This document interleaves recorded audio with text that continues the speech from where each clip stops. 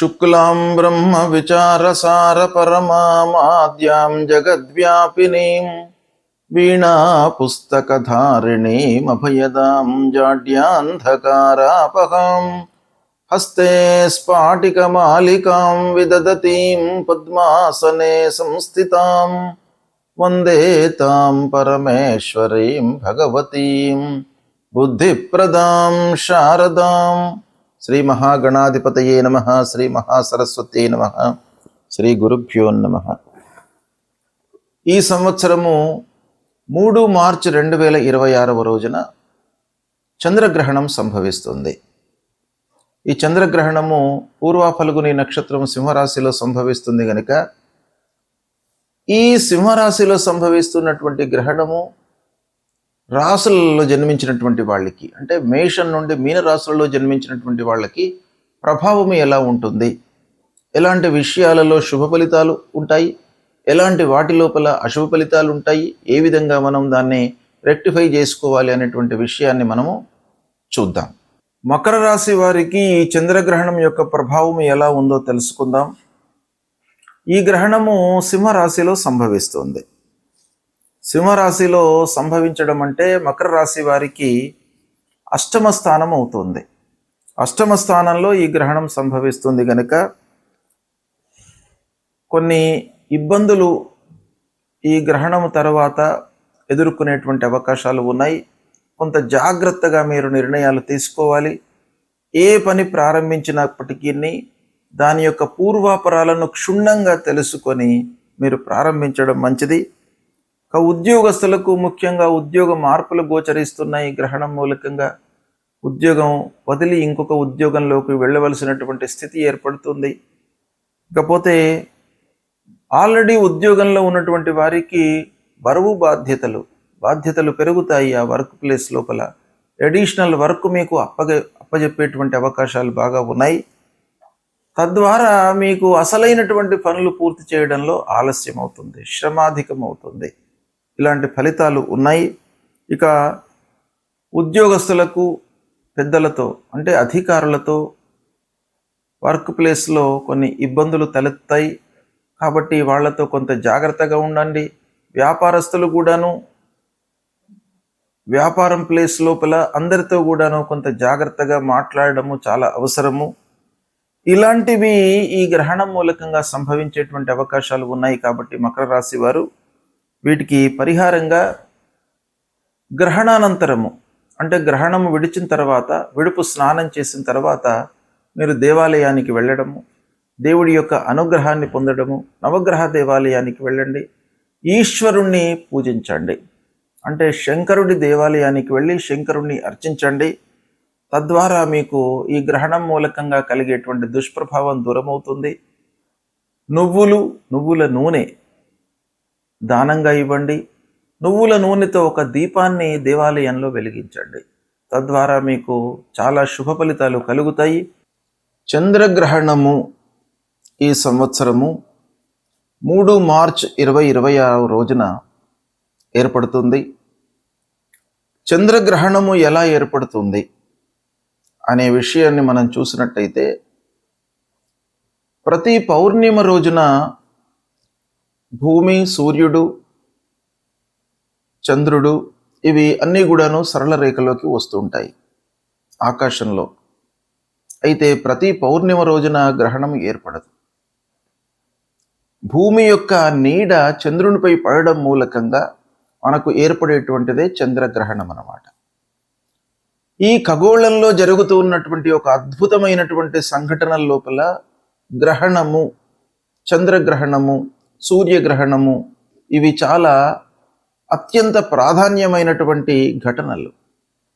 అయితే ఈ ఘటనల యొక్క ప్రభావము భూమిపై నివసిస్తున్నటువంటి మానవులపైన ఎలా ఉంటుంది అనేటువంటి విషయాన్ని మనం చూసినట్టయితే, ఈ సంవత్సరము అనగా 3/3/2026 సంవత్సరము ఫాల్గుణ శుక్ల 15 పూర్ణిమ మంగళవారం రోజున ఈ గ్రహణము సంభవిస్తుంది. ఇది పగలు 3 గంటల 20 నిమిషములకు ప్రారంభమయ్యి సాయంత్రము 6:48 వరకు ఈ గ్రహణము ఉంటుంది. అయితే పగటి పూటన మనకు గ్రహణం సంభవిస్తుంది. అంటే ఖగోళంలో ఈ గ్రహణం సంభవిస్తుంది, అంటే విశ్వం లోపల సంభవిస్తుంది ఇది. అయితే దీని యొక్క గ్రహణాన్ని చూడడము, కనబడము, స్థితి ఇవన్నీ కూడాను మనము నివసిస్తూ ఉన్నటువంటి ప్రదేశానికి అనుగుణంగా ఆ సమయాలన్నీ కూడాను మారుతుంటాయి. కనుక పగలు మనకు ఈ గ్రహణం సంభవిస్తుంది గనక పూర్తి గ్రహణాన్ని మనము చూడలేము, మనకు కనబడదు కూడాను. అయితే 6:48 వరకు గ్రహణం కనబడుతుంది.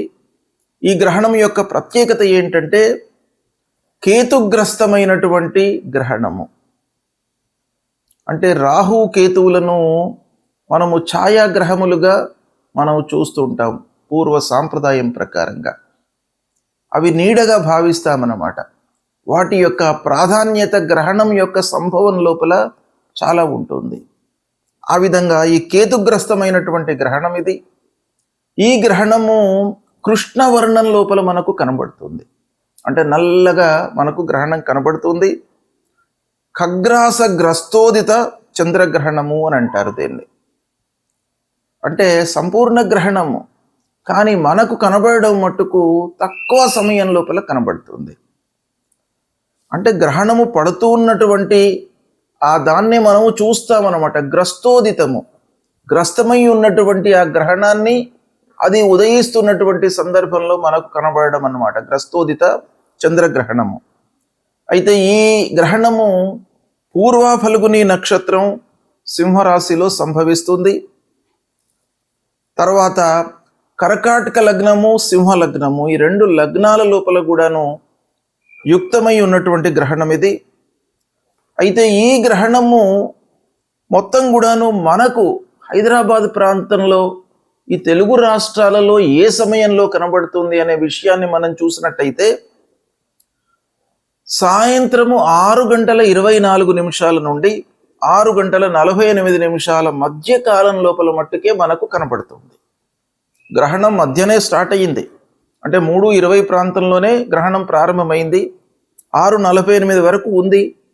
కానీ సూర్యుడు ఉన్నప్పుడు మనకు ఆ గ్రహణము, చంద్రుడికి సంబంధించినటువంటి చంద్రగ్రహణం కనబడదు గనక అస్తమయం తర్వాత మనకు చంద్రగ్రహణం కనబడుతోంది. అంటే 6:24 నుండి 6:48 గ్రహణము మనకు కనబడుతుంది. అయితే ఈ విధంగా చూసినట్టయితే మొత్తం గ్రహణము 3:20 నుండి 6:48, అంటే సంపూర్ణ చంద్రగ్రహణం ఇది. 3:30 వరకు గ్రహణం కనబడుతుంది. మనకు ఈ ప్రాంతంలో కనబడదు, కానీ ఖగోళంలో 3:30 ఈ గ్రహణం మొత్తం సంభవిస్తుంది. మనకు కనబడేది మట్టుకు 24 నిమిషాలు మాత్రమే హైదరాబాద్లో. అయితే ఈ గ్రహణం యొక్క ప్రభావము ఎలా ఉంటుంది, ఎవరు ఎలాంటి విషయాలపై నియమాలను పాటించాలి అనేటువంటిది మనకు శాస్త్రం చెప్తోంది. మన హిందూ ధర్మంలో గ్రహణానికి అత్యంత ప్రాధాన్యత ఉంది. అంటే గ్రహణ నియమాలను పాటించాలి, గ్రహణ సమయంలో పునశ్చరణ చేసుకోవాలి. అంటే గురూపదేశమైనటువంటి మంత్రాలు మనము ఈ గ్రహణ సమయంలో మనము ఉచ్చరించినట్టయితే, జపాలు చేసినట్టయితే అది ద్విగుణీకృతమైనటువంటి ఫలితం వస్తుంది. అంటే ఆ మంత్రము ఆ సమయం లోపల మలినమవుతుంది కనుక దాన్ని మనం ఏం చేయాలి, పునశ్చరణ చేసుకోవాలి. అంటే ఆ సమయం లోపల మళ్ళీ దాన్ని ఒక మహిమాన్వితమైనటువంటి ఆ మంత్రంగా మనము మళ్ళీ యథావిధిగా ఉంచుకోవడానికై ఆ గ్రహణంలో తప్పకుండా మనం చేసుకోవాలి అనేటువంటిది శాస్త్రం చెప్తోంది. అయితే ఈ గ్రహణ సమయంలో నిత్యాబ్దికములు, ప్రత్యాబ్దికములు, భోజనాది కార్యక్రమాలు ఎలా చేసుకోవాలి అనేటువంటి విషయాన్ని మనం చూసినట్టయితే ఈ గ్రహణము గ్రస్తోదయ చంద్రగ్రహణం. ఈ గ్రస్తోదయ చంద్రగ్రహణం లోపల యామ చతుష్టయం వేద అని మనకు శాస్త్రం చెప్తోంది. అంటే 4 యామాలు ఈ గ్రహణానికి వేదకాలం అన్నమాట. అంటే గ్రహణం కంటే ముందే ఈ వేద ప్రారంభమవుతుంది. వేద ప్రారంభము అని అంటే ఏంటి, వేద అనగానే ఒక వాతావరణం లోపల మనకు మార్పులు కనబడతాయి.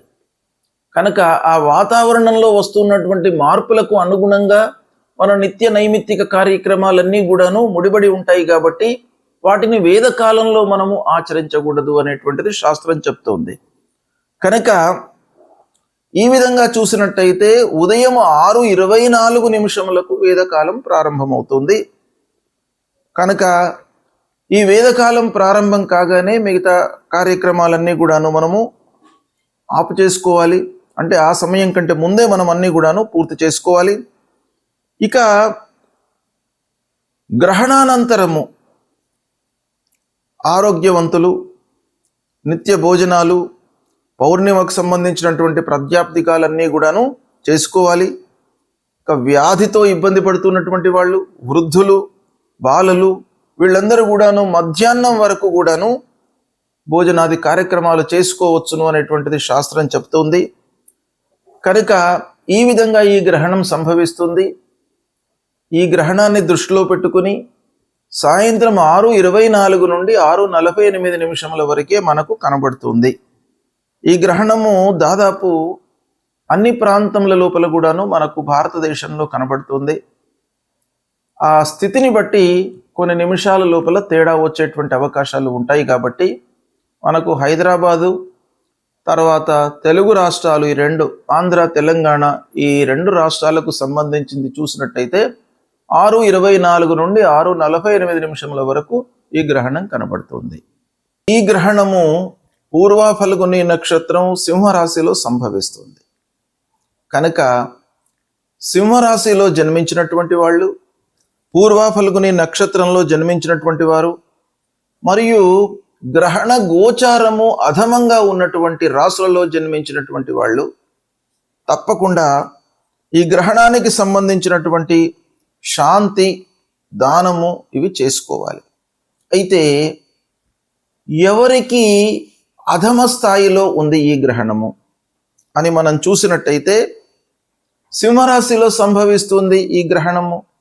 కనుక సింహము, కన్య, మకరము, వృషభము, ఈ రాశులలో జన్మించినటువంటి వారికి ఈ గ్రహణ గోచారము అధమంగా ఉంటుంది. అంటే ఈ గ్రహణం యొక్క ప్రభావము ఎక్కువగా ఉంటుంది ఈ రాశులలో జన్మించినటువంటి వారికి. ఇక ధనుస్సు, కుంభము, మేషము, కర్కాటక రాశులలో జన్మించినటువంటి వారికి మధ్యస్థంగా ఉంటుంది. తుల, వృశ్చికము, మీనము, మిథున రాశులలో జన్మించినటువంటి వారికి ఈ గ్రహణం యొక్క ప్రభావము లేదు. ఈ రాశులలో జన్మించినటువంటి వారికి గ్రహణము శుభప్రదమైనటువంటి ఫలితాలను ఇస్తోంది. అయితే ఈ గ్రహణ శాంతి అంటే గ్రహణానంతరము చేసుకోవలసినటువంటి విధానం ఏంటంటే, ఈ నక్షత్రంలో జన్మించినటువంటి వాళ్ళు, ఈ రాశిలో జన్మించినటువంటి వాళ్ళు తన రాశికి అంటే సింహరాశిలో జన్మించినటువంటి వారికి సింహము, కన్య, మకరము, వృషభము, ఈ రాశులలో జన్మించినటువంటి వారికి ఈ గ్రహణం యొక్క ప్రభావము ఎక్కువగా ఉంటుంది. కాబట్టి వీళ్ళు ఏం చేయాలి అని అంటే, గ్రహణానంతరము స్నానం చేసిన తరువాత గ్రహణ సమయంలో ముఖ్యంగా పట్టు స్నానము, విడుపు స్నానము అనేటువంటిది ఉంటుంది.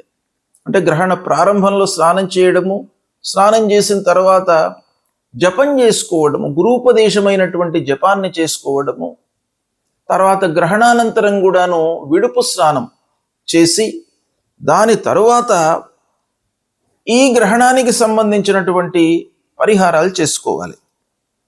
అంటే ఏం చేయాలి అని అంటే, వాళ్ళ శక్త్యానుసారం మనకు శాస్త్రం చెప్పబడి ఉంది. శాస్త్రంలో ఏముంది అని అంటే, వెండితో కానివ్వండి, రాగితో కానివ్వండి, బంగారంతో కానివ్వండి, వాళ్ళ శక్త్యానుసారము సూర్యుడు, చంద్రుడు, రాహు, కేతువుల బింబాలను అంటే ప్రతిమలను చేయించి వాటిని ఒక ఆవు నెయ్యితో నింపినటువంటి తామ్ర పాత్ర లేదా కంచు పాత్ర లోపల ఉంచి తిలలు అంటే నువ్వులు, వస్త్రము, దక్షిణలను అందులో ఉంచి సూర్యచంద్ర రాహు కేతువులను ధ్యానించి దానం ఇవ్వాలి. అంటే యథాశక్తిగా దానికి పూజ చేసిన తర్వాత ఆ బింబాలను ఒక బ్రాహ్మణునికి కానివ్వండి, లేదా అర్చకుడికి కానివ్వండి, లేదా దేవాలయంలో నిత్యం కూడాను భగవంతుడి సేవలో నిమగ్నమై ఉన్నటువంటి వాళ్లకు ఎవరికైనా కూడాను ఇది దానం ఇవ్వచ్చును. దానం ఇస్తున్నటువంటి సమయంలో మీరు ఆ ధ్యాన శ్లోకాన్ని మట్టుకు చదువుకోవాలి, సంకల్పం చేసుకోవాలి. సంకల్పం ఏం చేయాలి? మమ జన్మ నక్షత్రే మమ జన్మ రాశి, ఈ రాశి లోపల మనకు గ్రహణం సంభవిస్తుంది గనక నేను ఇది ఇస్తున్నాను దానము అనేటువంటిది సంకల్పం చేసుకొని, తమోమయ మహాభీమ సోమసూర్య విమర్దన హేమతార ప్రధానేన మమ శాంతి ప్రదోభవ. ఆ దానం ఇచ్చేటువంటి సమయం లోపల మనం ఈ శ్లోకం తప్పకుండా ఉచ్చారణ చేసి దానం ఇవ్వాలి. అంతేకాకుండా విదుంతుద నమస్తుభ్యం సింహికా నందనాచ్యుత దానే నానేన నాగస్య రక్షమాం వేదజాత్ భయం. అంటే ఈ గ్రహణం వలన ఉద్భవించినటువంటి భయము, ఆందోళన, తర్వాత అనారోగ్య సమస్యలు, ఇవన్నిటి నుండి కూడాను మమ్మల్ని కాపాడండి అనేటువంటి ఒక కోరికతో, ప్రార్థనతో మనం చేసి ఇది దానం ఇవ్వాలి. ఇచ్చినట్టయితే మనకు ఆ గ్రహణం మూలకంగా కలిగేటువంటి దుష్ప్రభావము దూరం అవుతుంది. శుభం.